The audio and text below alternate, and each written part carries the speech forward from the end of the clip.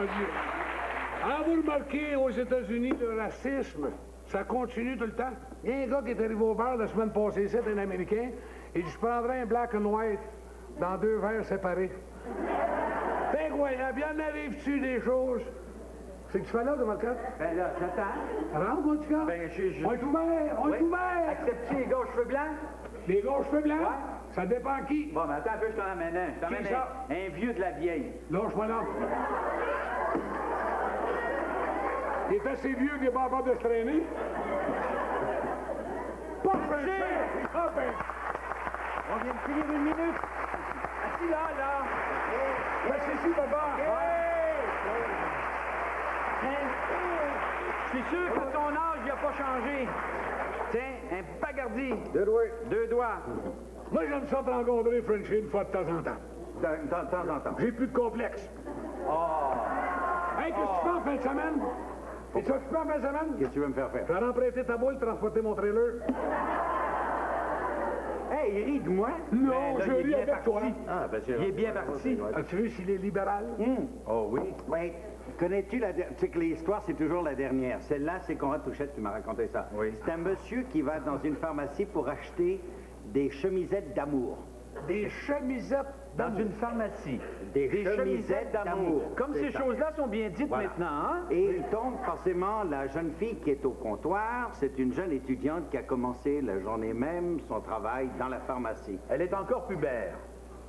De travail. Bon, oui. Merci. Alors, le monsieur arrive à la jeune fille et lui dit, je voudrais un paquet de chic, s'il vous plaît. de chic.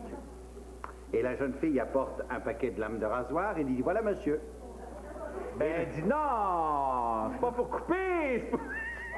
Oh, non, je me mets ce qui me regarde pas. Bon, OK, excusez-moi. Alors, pour la deuxième, n'est-ce pas, heureusement, il y a 5 minutes, c'est tout. Dis oui, c'est pas pour la couper, c'est pour l'envelopper. Oh! Surtout que pour nos âges, maintenant, ils fabriquent justement des chemisettes d'amour gonflées à l'hélium. Oh! Il était à la veille de flyer de faire ce jour-là. Ça, c'est comme le gars, je sais pas ce que j'ai dit. À chaque fois que je sors un soir puis je rentre tard chez nous, ma femme est 3 jours sans me parler. Le gars, tu sors souvent, il dit, toi, 3 jours. Pas plus de sûreté, toi, 3 jours. Si je comprends bien, je t'ai volé ton punch, hein? Qui m'a volé mon punch. Et as-tu remarqué maintenant que, toi, dans la restauration, as-tu remarqué que les Québécois, ça voyage maintenant? Ça voyage beaucoup. Oui. Et ça, c'est Mais il y l'histoire en a qui ont leur voyage. Ouais. Et ça, c'est l'histoire du monsieur qui arrive en Espagne pour la première fois de sa vie. Et c'est midi, il est à Madrid, il a faim. Oui. Alors, il va dans un restaurant, et ça s'appelle la corrida.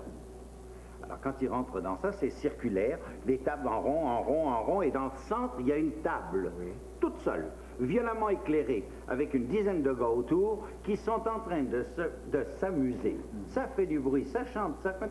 Et puis alors, la boisson, tout. Et il y a dans le centre de la table deux choses assez spéciales.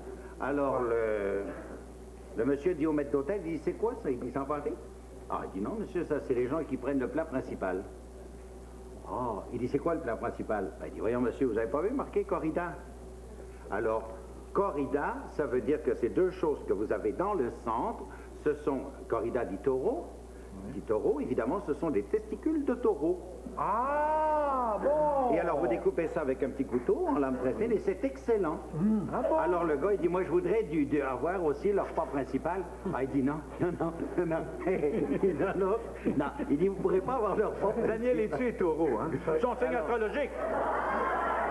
Alors, il dit, non, vous ne pourrez pas avoir le plat principal parce qu'il faut louer toute la table au complet.